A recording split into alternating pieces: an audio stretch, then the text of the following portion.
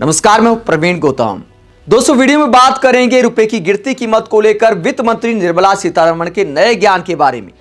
Madam ने फायदे तक गिना दिए कि रुपया गिरने से क्या फायदा हुआ है, किसको फायदा हुआ है। पूरा बयान आपको सुनाते हैं, साथ ही विपक्षी नेता और आम पब्लिक निर्मला मैडम के इस अद्भुत ज्ञान को लेकर क्या कहती है वो भी आगे आपको बताएंगे।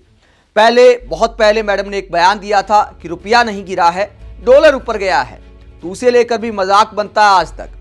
अब नया बयान आ गया है मीम बनाने वालों के लिए, डॉलर के ऊपर जाने पर और रुपये के नर्वस 90s में पहुंचने पर।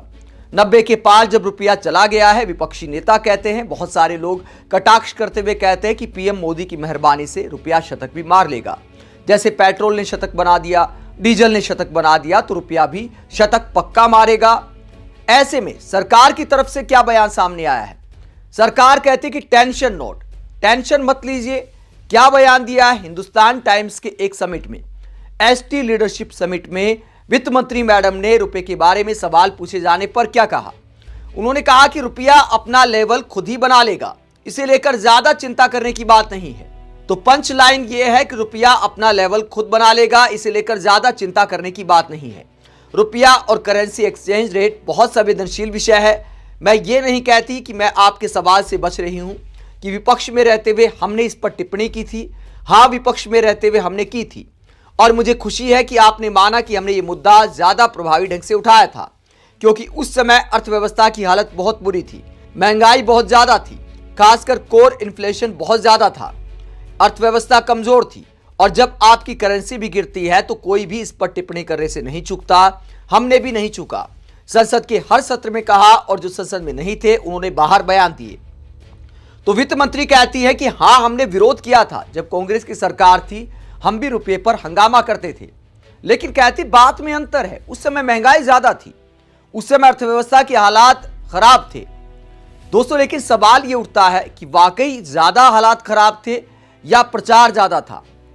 अन्ना हजारे से लेकर बाबा रामदेव तक आंदोलन कर रहे थे, आज वो लोग कहां गए? आज रूस के साथ सरकार की मेहरबानी से बाबा रामदेव समझौते कर रहे हैं। अब काले धन का मुद्दा हवा हो गया है, भ्रष्टाचार का मुद्दा हवा हो गया है, अर्थव्यवस्था का मुद्दा पता नहीं कहां चला गया। बहुत सारे बाबा कहते थे कि मोदी जी आ जाएंगे तो 40 रुपए पर ला देंगे रुपए को डॉलर के मुकाबले। अब वो बाबा लोग कहां चले गए? तो एक इकोसिस्टम ने पूरा माहौल बनाया। इस वजह से मुझे लगता है कि प्रचार ज्यादा था। अगर हकीकत देखें, जो महंगाई ज्यादा होने की बात करते हैं, तो पूर्व सरकारें ये तो मानती थी कि महंगाई ज्यादा है। अब की सरकार क्या कहती है? अब की सरकार तो कहती है हमने महंगाई कम कर दी। अपने आप में कितना हास्यास्पद है। जनता महंगाई से त्रस्त है और सरकार कहती है कि नहीं, हमने महंगाई कम की है। मतलब इस बात के लिए भी धन्यवाद मांगा जा रहा है कि हमने महंगाई कम कर दी।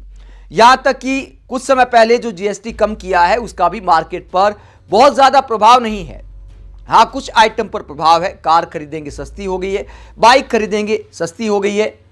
लेकिन अगर आप रोजमर्रा की जरूरतों की बात करें तो आम आदमी को कोई ज्यादा फर्क महसूस नहीं होता है। अगर जीवन की बात करें कि कांग्रेस के जमाने में ज्यादा जीवन आसान था या आज के जमाने में जीवन ज्यादा आसान है, तो उस समय फिर भी लोगों के 2 पैसे बच जाते थे।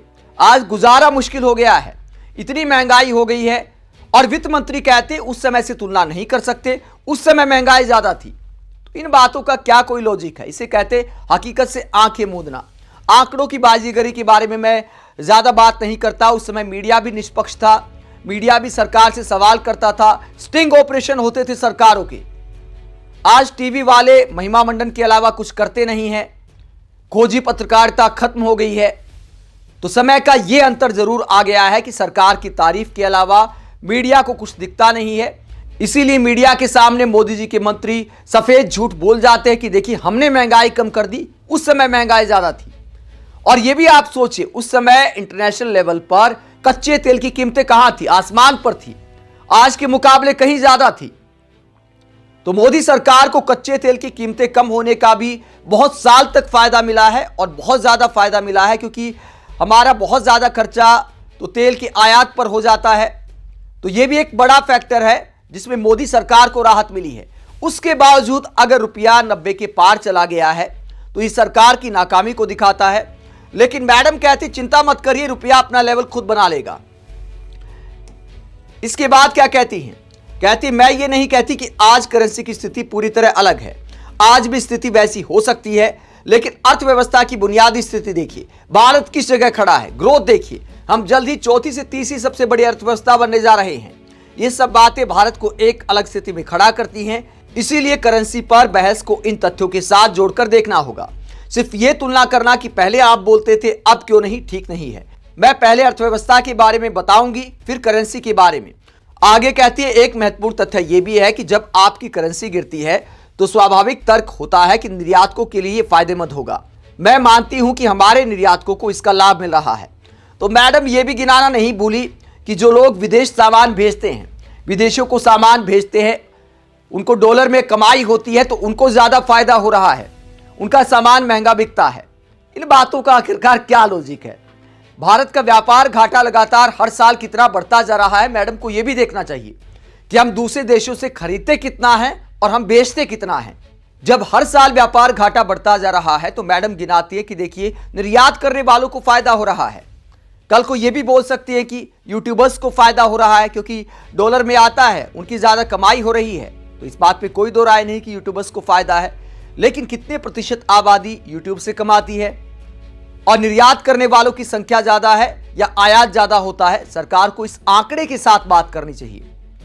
अगर यही लॉजिक देना था तो आंकड़े भी बता देती कि हम आयात कितना करते, निर्यात कितना करते, तब जाकर लॉजिक समझ आता।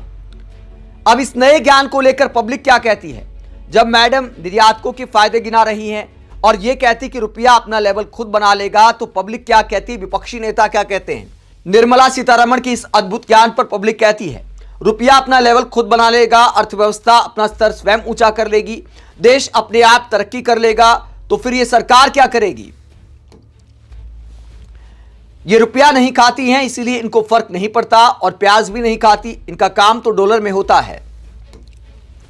जब रुपया अपना लेवल खुद बना लेगा तो इन नेताओं की जरूरत देश की जनता को बस संसद में खाना खाने के लिए चाहिए, या फिर वेतन देने के लिए, या फिर विदेश घूमने के लिए। जनता को ये नेता लोग चाहिए, और यही बात 2014 के पहले बोला होता तो शायद इनको सत्ता भी न दी होती। बना तो रहा है 90 पार हो गया, देखते देखते 100 भी पार हो जाएगा। वहीं कांग्रेस प्रवक्ता सुरेंद्र राजपूत क्या कहते हैं? वो कहते हैं अगर गिरता रुपया अपनी जगह खुद बना लेगा तो क्या वित्त मंत्री निर्मला सीतारमण जी को आलू और गोभी काटने के लिए रखा गया है? और ये बात मोदी जी को समझाओ जो कह रहे थे कि गिरते रुपए से दिल्ली में बैठे प्रधानमंत्री की इज्जत भी गिरती है। तो विपक्षी नेता भी निर्मला मैडम के ज्ञान पर हैरान है कि एक मंत्री आखिरकार इस तरह की बातें कैसे कर सकती हैं। दोस्तों ये पूरा बयान सुनकर मुझे दिल्ली की सीएम का बयान भी याद आ गया कि हमारे मंत्री जाते कूड़े के पहाड़ पर और कहते कि कूड़े तुझे अब जाना पड़ेगा भाई। तो इसी अंदाज में निर्मला मैडम भी कहती है कि रुपया अपना लेवल खुद बना लेगा, रुपये तुझे खुद लेवल बनाना पड़ेगा। ये भी बोल देती तो थोड़ा सा और कॉपी पेस्ट हो जाता। आप इस पूरे मसले को लेकर क्या सोचते हैं? जो बीजेपी नेता रुपए की गिरती कीमत को लेकर संसद में बवाल काटा करते थे, प्रधानमंत्री की साख गिरने की बात करते थे नरेंद्र मोदी, और आज एकदम से चुप्पी की चादर तान कर सो गए हैं। एक तरफ भारत की करेंसी गिरते गिरते शतक की तरफ जा रही है, दूसरी तरफ भारत के प्रधानमंत्री कहते हैं कि हमारा डंका बज रहा है। कमेंट बॉक्स में अपनी राय जरूर दें, साथ ही चैनल को सब्सक्राइब भी करें। नमस्कार।